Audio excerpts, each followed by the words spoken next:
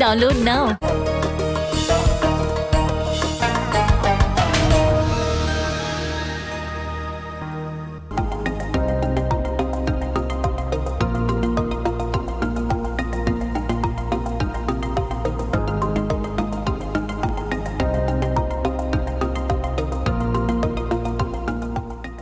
और रिहर्सल चल रही। अब थोड़ा क्या होता है एक्टिंग में, झिझक होती है जी। तो जो एक्टर कर रहा था वो ठीक से कर नहीं पा रहा था, और मैं चूंकि डायरेक्टर था तो मुझे दिख रहा था सामने से कि ये बात ठीक नहीं लग रही है। तो मैं बार बार उसको बोल रहा, मैंने कहा यार ये खुल के आना चाहिए, उसका रोना खुल के आना चाहिए, जी। उसकी बात खुल के आनी चाहिए। वो होए ना, तो मैं चढ़ गया। तो मैंने उसको बोला, मैंने कहा यार तुमसे इतना नहीं होता है, करना क्या, इतना सा तो करना है। आदाब, नमस्कार, मैं हूं पूजा मल्होत्रा और हमारे साथ एक बार फिर से मौजूद हैं अजीम शख्सियत सौरभ शुक्ला। सौरभ शुक्ला एक बेजोड़ अदाकार, एक ऐसा एक्टर जो हर किरदार में खुद को ऐसे ढाल लेता है जैसे वो उसी के लिए लिखा गया हो। कॉमेडी हो, संजीदा किस्म के रोल हो या फिर नेगेटिव किरदार, हर कैरेक्टर को इन्होंने बखूबी निभाया और अपनी एक अलग पहचान कायम की। उत्तर प्रदेश के गोरखपुर में एक कलाकार परिवार में पैदा हुए सौरभ शुक्ला महज 2 साल की उम्र में अपने वालिदैन के साथ दिल्ली आ गए और यहीं थिएटर से इन्होंने अपने एक्टिंग करियर की शुरुआत की। दिल्ली के कई चर्चित नाटकों का हिस्सा रहे सौरभ शुक्ला दूरदर्शन के कई सीरियल्स में भी काम कर चुके हैं और इनकी अदाकारी से मुतासिर होकर अजीम हिदायतकार शेखर कपूर ने अपनी फिल्म बैंडिट क्वीन में इनके लिए खास रोल लिख डाला था। यही नहीं, डायरेक्टर राम गोपाल वर्मा ने अपनी फिल्म सत्या की राइटिंग का जिम्मा इन्हें दिया और साथ ही गैंगस्टर कल्लू मामा का किरदार भी इन्होंने इस फिल्म में निभाया जो बेहद मशहूर हुआ।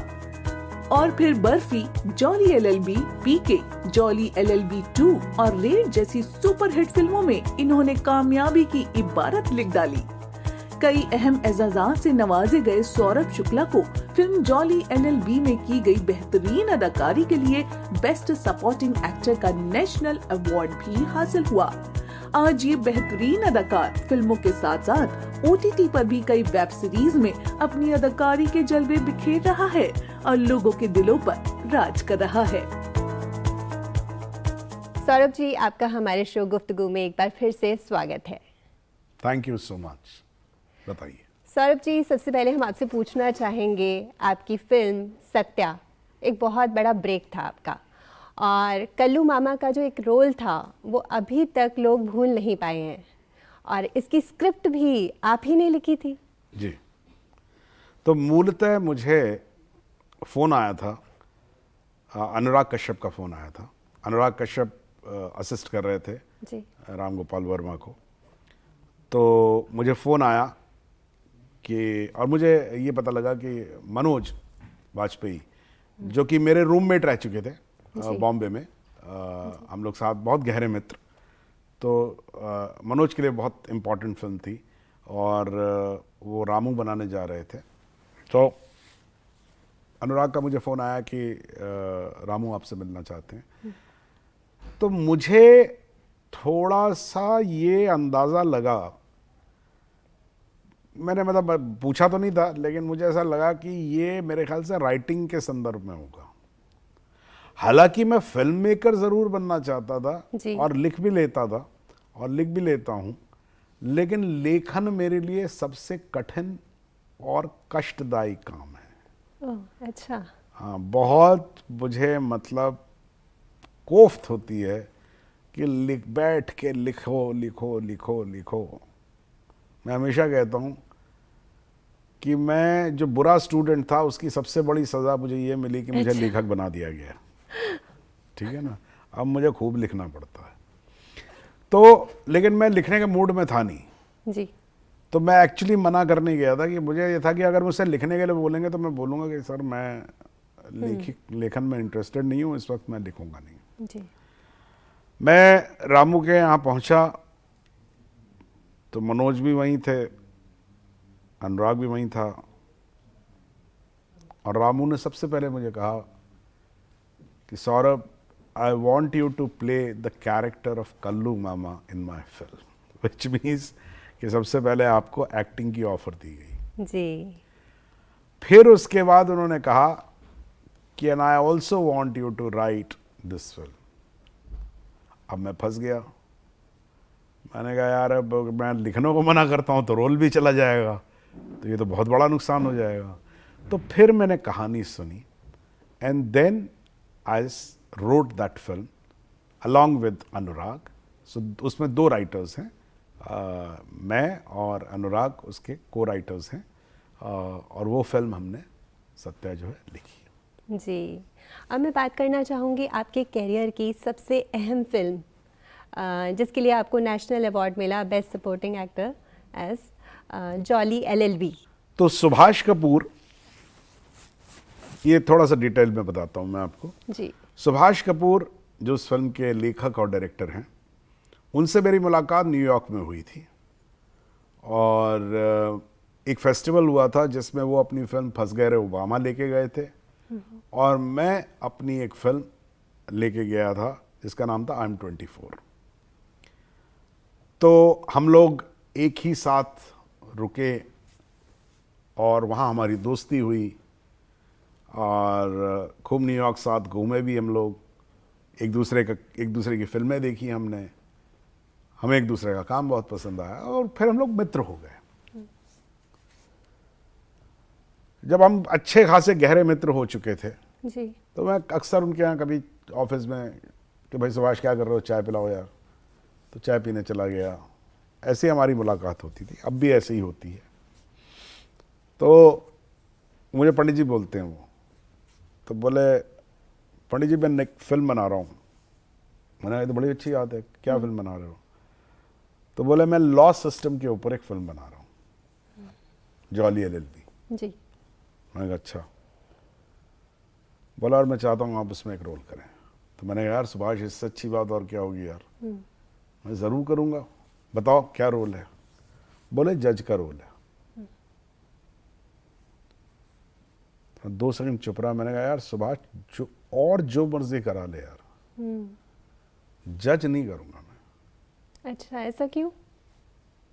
क्योंकि जॉली LLB से पहले का कोई भी जज उठा के देख लीजिए, वो सिर्फ आपको हथौड़ा पीटता हुआ दिखाई पड़ता है और कहता है ऑर्डर ऑर्डर। जी, बिल्कुल सही कहा आपने। मैंने कहा मैं नहीं करूँगा। सुभाष ने कहा कि सौरभ एक बार स्क्रिप्ट सुन ले। मैंने कहा स्क्रिप्ट ज़रूर सुनूंगा, क्योंकि वैसे भी वो मुझे अपनी स्क्रिप्ट सुनाते हैं, मैं अपनी स्क्रिप्ट उनको सुनाता हूँ। मैंने स्क्रिप्ट सुनी, स्क्रिप्ट का नरेशन खत्म हुआ। मैंने कहा सुभाष ये रोल कोई दूसरा एक्टर नहीं करेगा, सिर्फ मैं और मैं ही करूँगा, क्योंकि वो इतना खूबसूरती से लिखा हुआ था। और पहली बार मैंने सुभाष को बोला था, मैंने कहा पहली बार, कभी रेयरली किसी फिल्म में, शायद कानून एक फिल्म जो कि मुझे याद नहीं है, अशोक कुमार थे उसमें, शायद वो भी जज थे। अच्छा। बहुत पुरानी फिल्म। मैंने कहा उसके अलावा कोई फिल्म हिंदुस्तान में नहीं बनी है जहां एक किरदार के तौर पे राइट। जज को देखा गया। बिल्कुल। और पिक्चर में लोगों ने मुझे बहुत पसंद किया जी। और लोगों ने मुझे उसके लिए नेशनल अवार्ड मिला। जी, लोगों ने कहा कि मैंने कमाल का काम किया है। बिल्कुल सर। जहां मुझे अवार्ड मिला, मैंने हमेशा एक बात कही है कि लोग नहीं समझते हैं कि जो कमाल जो आप एक्टर का देखते हैं वो खाली एक्टर का कमाल नहीं होता है। उसके पीछे एक बहुत सशक्त स्क्रिप्ट, एक बहुत अच्छा डायरेक्टर और बहुत अच्छे को एक्टर्स होते हैं। और मैं खुशकिस्मत हूं कि मुझे वो सब कुछ मिला उस फिल्म में। नेशनल अवार्ड मिला, लोगों ने पसंद किया, जी। जॉली 2 बनी जी। तो जॉली बदला, लेकिन आप वही रहे। लेकिन जज त्रिपाठी नहीं बदला। हाँ, सुंदरलाल त्रिपाठी ही। दूसरी बात, वो जज आपको जो याद रहता है, क्योंकि जॉली 1 में और जॉली 2 में, दोनों में एक बात है जी। कि जज का निर्णय अंतिम है फिल्म में। फिल्म तब तक क्लाइमैक्स पे नहीं पहुंचती है, इसका क्लाइमैक्स पूरा नहीं होता है जब तक कि जज जजमेंट नहीं देता है। बिल्कुल।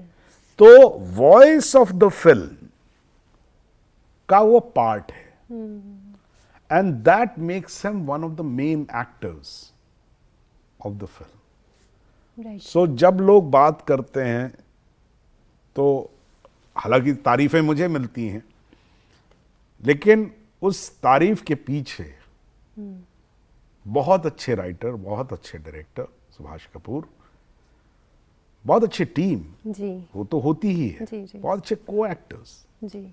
वो सब खड़े हैं जिनके सहारे मैं वहां खड़ा हूं। यस सौरभ जी, थिएटर और फिल्मों का सफ़र बहुत ही लंबा रहा आपका, तो आज आप गुफ्तगू के ज़रिए किन लोगों को याद करना चाहेंगे? मैं उन सभी को याद करना चाहूंगा और करता हूं हमेशा, जिसमें मैं किसी एक का नाम नहीं दे सकता, क्योंकि वो ज़्यादती होगी किसी के साथ भी। हर समय में, हर वक्त में सभी ने कुछ ना कुछ सिखाया है मुझे। जी। मैंने बहुत कुछ सीखा।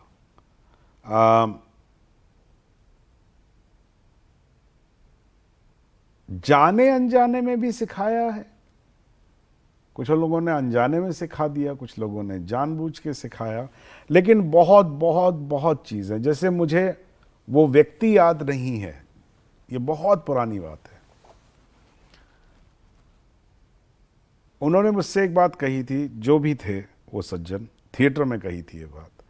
उन्होंने कहा था कि सौरभ, कभी लाइनें रटने की कोशिश मत करना, याद नहीं कर पाओगे।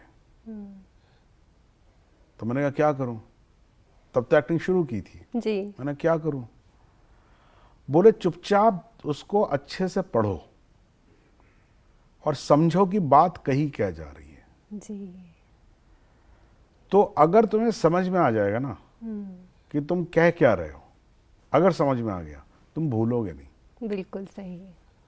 और ये मैं आज तक फॉलो करता हूं।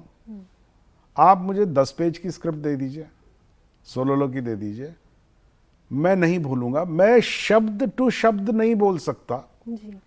लेकिन उसका अर्थ एक ही होगा। इसीलिए मैं हमेशा कहता हूं, और जब भी मैं एक्टिंग करता हूं तो मेरी सिर्फ इतना गुजारिश होती है, और मैं काफ़ी इस मामले में खुशकिस्मत हूं कि मुझे हमेशा ऐसे डायरेक्टर्स मिले, ऐसे फिल्मकार मिले, जिन लोगों ने मुझ पे एक्टर्स से के अलावा एक राइटर होने का जो जो जो इज्जत है वो मुझे दी। तो उन्होंने अपनी फिल्में पूरी पूरी मुझे बताई हैं, किरदार मैंने कुछ भी किया हो, जी। लेकिन उन्होंने फिल्म मुझे पूरी सुनाई। तो जब आप पूरी फिल्म सुनते हैं तो आप पूरे उसका किरदार आपको समझ में आता है, किरदार की जगह क्या है वो समझ में आता है, महत्व क्या है, किस तरफ जाना चाहिए आपको, वो सारी चीज़ें मुझे समझ में आती हैं। तो मैं फिर मुझे इम्प्रोवाइज करने के लिए बहुत छूट मिली है। हाँ, मुझे रेयरली किसी डायरेक्टर ने कभी कहा होगा कि नहीं, जो लिखा है सिर्फ वही बोलिए। तो जो लिखा है वही बोलिए में मुझे तकलीफ हो जाती है, मैं साफ कह देता हूँ कि भाई वो मुझसे होगा नहीं। छूट मिलना ज़रूरी है। तो हाँ, क्योंकि you have to own it. Yes. It should sound like that it is coming from your mouth and it's not a reading of a script. Yes, बिल्कुल सर। सौरभ जी, कोई ऐसा ख्वाब जो आप पूरा करना अभी आपको लगता है कि अभी बाकी है? अभी तो सफर शुरू ही हुआ है, ख्वाब ही ख्वाब है। क्या बात है ना? तो पता नहीं, वही बात है कि हजारों ख्वाहिशें हैं जी। कि हर ख्वाहिश पे दम निकलेगा। मैं बहुत निकले मेरे अरमा, फिर भी कम निकले, तो वैसा ही है। आप दिल्ली से जुड़े रहे, आपने पढ़ाई भी दिल्ली में की, जी। तो क्या यादें हैं आपकी दिल्ली की? दिल्ली की यादें मेरी जो हैं वो छोले भटूरे हैं, अरे है ना, कमाल। बिल्कुल। थिएटर है, वो मंडी हाउस का ज़माना है, वो समय है जब थिएटर में बहुत सारे लोग, हम सब साथ अलग अलग जगहों पर कर रहे थे। मैं, मनोज, पीयूष, आशीष विद्यार्थी, निर्मल वर्मा, निर्मल पांडे, साहित्य से पहली बार परिचय, मोहन राकेश को पढ़ना, आर्थर मिलर को पढ़ना, निर्मल वर्मा को पढ़ना, सुरेंद्र वर्मा को पढ़ना, बादल सरकार को पढ़ना। वो बहुत सारे लोग जिन्होंने उधार में खाना खिलाया, जिसमें 2 नाम मैं आपको बता देता हूँ। श्रीराम सेंटर में 2 लोग हुआ करते थे, कुंदन और धन सिंह। और हम लोग चाय पीने जाते थे, पैसे होते नहीं थे, तो खाली चाय पी के निकलने लगते थे, तो बोलते थे, टेस्टी टोस्ट कहते थे हम लोग उसे, आलू का टोस्ट होता था। बोले टेस्टी टोस्ट खाओगे? तो हाँ, पैसे नहीं है कुंदन। तो बोले कोई बात नहीं, बाद में दे देना। और अक्सर पैसे नहीं दे पाते थे हम, और कुंदन और धन सिंह अपनी तनख्वाह में से वो कटवा दिया करते स्वीट। एक मैडम आचार्य थी जी। जिनका कैंटीन भी था एक्चुअली। उन्होंने एक दिन मुझे, मैं कैंटीन से चाय पी के सुबह सुबह 7 बजे चला जाता था मैं थिएटर, तो उन्होंने पकड़ लिया मुझे, बोली भाई तुम क्या, मैं रोज देखती हूँ तुम्हें, क्या करते हो तुम यहाँ पर? तो मैंने कहा जी मैं थिएटर करता हूँ। और मैं उन्हीं की कैंटीन में चाय पी के आता था उधार में। अच्छा। तो मुझे डर ये भी लगता था कि कहीं इनको पता न लग जाएगी कि मैं उधार में चाय पिए, तो ये तो बस ही भगा देंगी। जी। तो मैं थोड़ा कतराता था उनसे। जी। तो उन्होंने कहा कि तुम क्या सुबह, इतनी सुबह आते हो, क्या करते हो? मैं आता हूँ, मैं इधर उधर जाता हूँ, NSD जाता हूँ, फिर ये जाता हूँ, जाता हूँ, रिहर्सल करता हूँ। रिहर्सल कितने बजे से करते हो? 4 बजे से। तो बोले कल अगर यहाँ पर आए तुम सुबह, तो तुम्हें 9 बजे से वहाँ उनका बुक स्टॉल था। अच्छा। बोले वहाँ अंदर तुम्हें वो बुक स्टॉल में बैठना है अंदर। अच्छा। तो मुझे लगा कि इन्होंने शायद नौकरी टाइप की लगा दी है कि भाई बुक स्टॉल पे बैठो, कोई आएगा, पैसे लो उससे और किताबें बेचो। तो मैंने कहा मैडम मैं बेच नहीं सकता, मुझे सेल्समैनशिप नहीं आती है। तो बोली मैं तुम्हें बेचने के लिए नहीं बोल रही हूँ, वो काउंटर के पीछे एक स्टूल है, चुपचाप वहां बैठो, 9 बजे से 12 बजे तक तुम्हें एक किताब रोज पढ़नी है। अच्छा। जाके चुपचाप वहां पीछे एक किताब निकालो, सेलेक्ट करो और वो किताब पढ़ना। अच्छा। And if you will do that, every morning you will get a tea and breakfast free. Great. So ये सब मुझे याद आता है, ये लोग याद आते हैं, जी। है ना। बचपन के दोस्तों के साथ स्कूल का टाइम, वो समय जब मैंने अपने दोस्तों को कहा था कि हम फिल्म बना सकते हैं, जी। वो समय जब मैंने थिएटर पहली बार देखा था, वो सब याद आता है। हम जानते हैं कि आप लिखते तो अच्छा हैं, गाते भी हैं, तो हम चाहते हैं कि एक फिल्मी आपकी पसंद का कोई भी गाना। मैं गाता, अरे ये पता नहीं है, ये 1-2 जगह गा दिया था मैंने, मैंने बहुत सीरियसली कुछ वो नहीं। मैं हालांकि हूँ म्यूज़िक फैमिली से, तो वो कानों में जितना पड़ा उसी से सीखा मैंने, बाकी तो और कुछ सीखा नहीं।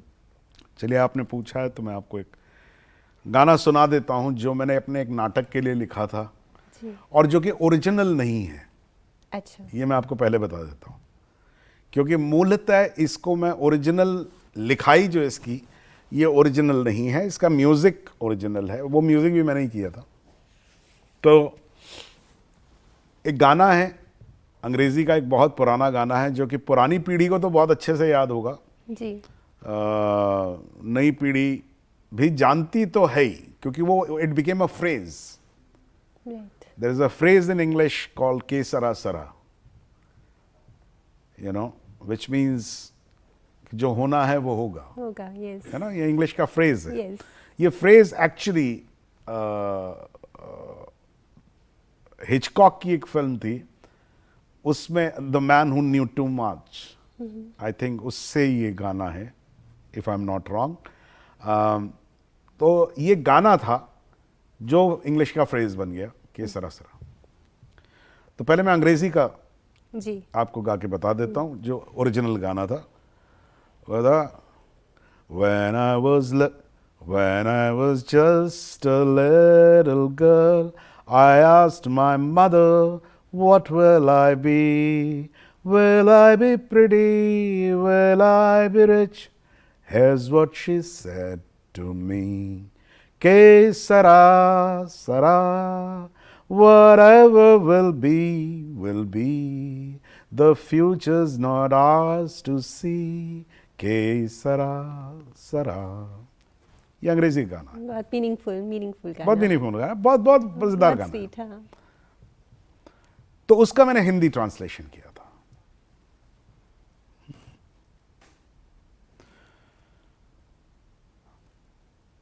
अच्छा, मैं गायक नहीं हूं तो मैं सुर और पकड़ने हाँ में हाँ थोड़ा बिल्कुल, आगे पीछे हो कोई बात जाता नहीं, हूँ। कोई बात नहीं सर। हौले पुकार के आंचल को थाम के मैंने कहा था माँ बता, कल क्या होगा तू ये बता।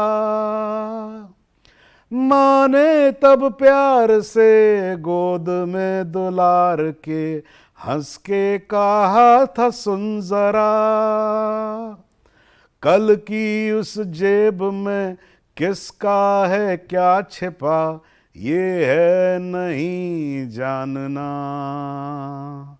होना है जो वो होगा। फिर मिला था साजन, आया था सावन, उससे भी पूछा ये बता, कल क्या होगा तू ये बता। होठों को चूम के बोला वो झूम के, सुनो मेरी जान जाना, कल की उस जेब में किसका है क्या छिपा, ये है नहीं जानना। होना है जो वो होगा। चलती इस रेल में दुनिया के खेल में, प्यारे फिर क्यों रोना। खुशी मिले या गम, हंसना तू हर दम, आंसू बचा के रखना। जीना तो है ही ना। क्या बात है, बहुत खूब, आपने तो समा बांध दिया seriously. Thank you. Saurabh ji, आपने अपने बिजी शेड्यूल में से हमारे लिए वक्त निकाला और आप यहाँ आए, इसके लिए मैं अपनी तरफ से और अपनी टीम की ओर से आपको शुक्रिया अदा करना चाहती हूँ। बहुत बहुत धन्यवाद, आपने मुझे यहाँ बुलाया, इतनी बातें कहने का मौका दिया, लोगों ने बातें सुनी, मुझे बहुत मज़ा आया। बहुत बहुत शुक्रिया। तो नाजरीन, गुफ्तगू में फ़िलहाल इतना ही। अगले हफ्ते आपसे फिर होगी मुलाकात एक नई शख्सियत के साथ। तब तक के लिए मुझे दीजिए इजाज़त। आदाब।